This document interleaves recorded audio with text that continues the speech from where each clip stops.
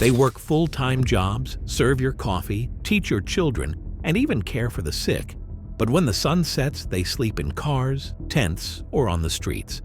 This is the new face of homelessness in Australia. People might end up sleeping in their car. We've got families up and down the country sleeping in tents. Homelessness services unable to cope with the surging demand. 83% are sometimes unable to answer calls. Almost 40% forced to close their doors during opening hours. Families with children being turned away on 1 in 5 days. Get really interesting stories, all different perspectives. I quite like the show. But there was one bloke in particular who symbolises, just like that guy did on Q&A, millions of people who are struggling, millions of people who couldn't work any harder, but they go backwards every day. Currently juggling 3 jobs. So I'm holding a full-time job down in the insurance sector. I'm doing Uber Eats and DoorDash food delivery in whatever free time I can get. And on top of that, I'm also making YouTube videos online as an extra source of income. When I first started 3 years ago, I was doing 70 hours a week, and I held that up across an entire year. I hit a New Year's resolution, and I said, man, I am killing myself out here. One of his YouTube videos, and I didn't know about them until that program, was him walking around his suburb talking about the difficulties of cost of living that we have focused on almost every show at the start of our show for the past 3 years. Things are expensive. The cost of living is insane right now. If you are just working one job and you're on the median income in Australia, $67,000 per year right now, you are living just above the poverty line. He's one of the new hidden homeless, well-educated, a former IT professional who can no longer work due to failing mental health. It's not supposed to happen. You're not supposed to fall so low. I was very dubious to the homeless. I used to tell them to get off the behind and go and get a job and they won't be homeless. But when I got put homeless, I opened my eyes up. I actually seen a lot of people that really got put homeless that shouldn't be homeless. It's just ridiculous. And then the ones that do come up now, there's 2-bedroom houses that I remember 5 years ago being advertised for $350 a week, and now they're $650, $700 a week. And it's like, I walked through that house, like And how much do you earn a week? On about $750 after tax, yeah. I think we've lost faith a lot as Australians at this point. We have our pensioners struggling to retire. They can't retire. And if our pensioners can't retire right now, what the is going on with me when I retire? Can I retire? Am I working till the day I die? Because this is looking pretty grim in my stances. Introduction: Australia's new underclass. For decades, the image of a homeless person in Australia conjured up someone disheveled, perhaps struggling with addiction or mental illness, sitting with a cardboard sign in the city centre. But in 2025, a shocking new reality is emerging. Homelessness now includes the working class. They're teachers, aged care workers, hospitality staff, even full-time public servants, people who put in 40 hours or more each week, but simply cannot afford a roof over their heads. And this crisis is growing fast. According to data from Homelessness Australia, the number of employed people experiencing homelessness has jumped by more than 26% in just 3 years. That includes over 122,000 Australians in 2024 alone. This isn't just a housing issue. It's a symptom of an economic system breaking down. It's a warning sign that Australia is dangerously out of balance. Let's take a closer look at how we got here and why it's only getting worse. Chapter 1. Full-time job, no home. Meet Jessica. She's a single mum working as a full-time nurse in Melbourne. Despite earning just under $80,000 a year, she lives in her car with her 10-year-old son. Her rent went from $420 per week to $700 over the course of 2 years. With no family to fall back on, no social housing available, and long public housing waitlists, she made the impossible choice: to live in her vehicle so her son could stay at the same school.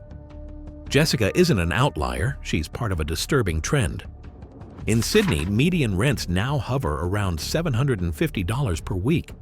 Even for someone earning $90,000 annually, That's more than 40% of their income, well above the threshold for housing stress. When you factor in utilities, food, transport, and other costs, it's easy to see how full-time workers are being squeezed out of the housing market entirely. The rental market in Australia has become a minefield. Record low vacancy rates, soaring demand, and unprecedented migration levels have created the perfect storm. In Brisbane, rental prices have surged by 35% since 2021. Perth and Adelaide are close behind. Even regional towns once seen as affordable havens, like Ballarat, Tamworth, or Bundaberg, are now pricing locals out. The National Shelter Rental Affordability Index now shows that for minimum wage earners, not a single capital city in Australia offers affordable housing. Government support payments such as Job Seeker or Commonwealth Rent Assistance haven't kept pace with this reality. In fact, some recipients now spend up to 80% of their income on rent alone. Chapter 2. Who are the hidden homeless? The term hidden homeless refers to people who don't show up in traditional statistics. They aren't sleeping rough in alleyways, they're couch surfing, living in cars, or staying in short-term motels. A report by the Australian Institute of Health and Welfare estimates over 60,000 people fall into this category every night. They don't qualify for emergency shelter because they're employed. They don't fit the stereotype. But their lives are just as precarious. Families with children are increasingly affected. So are migrants on work visas and older Australians whose superannuation didn't stretch far enough. 1 in 7 people experiencing homelessness in Australia is now aged 55 or older. Many are women who spent years caring for others, only to find themselves destitute in retirement. Living without stable housing while holding down a job is a brutal existence. Imagine finishing a hospital shift at midnight and then trying to find a safe, legal spot to park and sleep. Imagine waking up at dawn in a cold car, changing clothes in a public toilet, and pretending everything's fine at work. Mental health services report rising anxiety, depression, and burnout among the working homeless. The constant stress of housing insecurity bleeds into work performance, relationships, and physical health. Children in these situations suffer academically and socially. Sleep deprivation, lack of routine, and stigma from peers can have lasting consequences. This isn't just a humanitarian issue, it's an economic one. When workers are too stressed or sick to work effectively, productivity falls. And when children grow up in unstable environments, it affects the future workforce. Chapter 3. How did it get this bad? Several key policy failures have led to this crisis. Lack of public housing investment. Australia's stock of public and community housing has shrunk dramatically over the past 2 decades. Waiting lists stretch into the tens of thousands. Tax settings favor investors, negative gearing and capital gains. Tax discounts have made property a playground for investors rather than homeowners. High immigration, low infrastructure growth. Australia added over 500,000 people in net migration last year, but housing construction hasn't kept up, creating massive demand pressure. Wage stagnation. While housing costs soared, wages flatlined. Many Australians now earn less in real terms than they did a decade ago. The result? A market that rewards property ownership and punishes renters, especially low and middle income earners. Chapter 4. Is there any way out? Solutions exist, but they require bold political will. Massive investment in public and social housing, not just Band-Aid funding, but permanent, large-scale building programs. Rent controls in high-pressure areas. These are controversial, but other countries have shown they can work when properly managed. Fairer tax policies.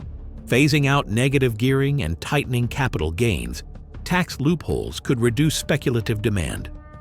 Better tenant protections, longer leases, limits on rent increases, and rights to keep pets or make minor changes could improve rental stability. Employer housing partnerships. In some industries, employers are starting to offer subsidized housing to retain staff, particularly in aged care, teaching, and emergency services.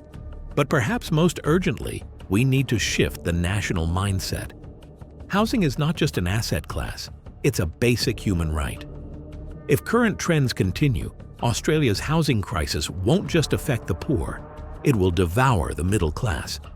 Imagine a future where teachers, nurses, and even engineers can't afford to live in the cities they serve, where commuting 2 hours each way from the outskirts becomes normal, where the only people who can afford to live in the inner city are landlords, corporations, or international buyers. That future isn't far off. In some places, it's already here. Australia risks becoming a two-tier society, those with property and those without, and the gap between them is growing into a chasm. Conclusion: the invisible majority. The rise of the working homeless is a national shame. It reveals the cracks in the very foundation of our society. We must stop pretending this is someone else's problem. These are our colleagues, our neighbors, our relatives. We need real action at every level of government to make housing secure, affordable, and accessible. Because no one who works hard and contributes to society should be forced to sleep in their car. Australia is at a crossroads. What kind of country do we want to be? Subscribe for more real stories about life in modern Australia. To watch the latest update on Australia, click this video here.